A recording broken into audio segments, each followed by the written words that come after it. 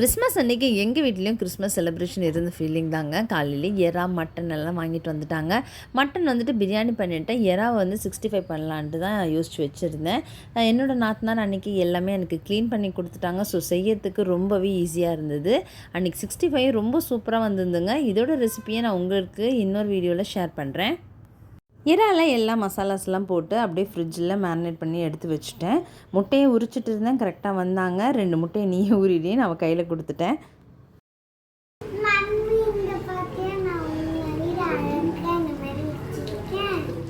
Mutton biryani செய்யும்போது இந்த மாதிரி எண்ணெய் பிரிஞ்சு வர வரைக்கும் வதக்கிட்டு அதுக்கப்புறம் தண்ணி ஊற்றி கறியை வேக போட்டோம்னா சூப்பராக இருக்குங்க டேஸ்ட்டு. அன்றைக்கி பிரியாணி ரொம்பவே சூப்பராக வந்திருந்தது. ஏன்னா 65லேயும் அந்த மசாலா கோட்டிங்லாம் கரெக்டாக ஒட்டி டேஸ்ட்டும் சூப்பராக இருந்ததுங்க.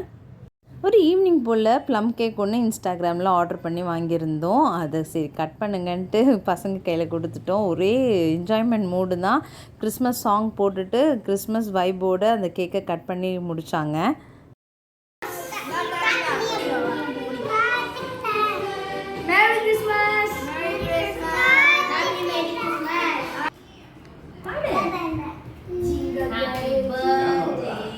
அன்றைக்கி எங்கள் வீட்லேயும் கிறிஸ்மஸ் செலிப்ரேஷன் பண்ணி முடித்த மாதிரி இருந்ததுங்க. இப்படிக்கு அன்புடன் லதா.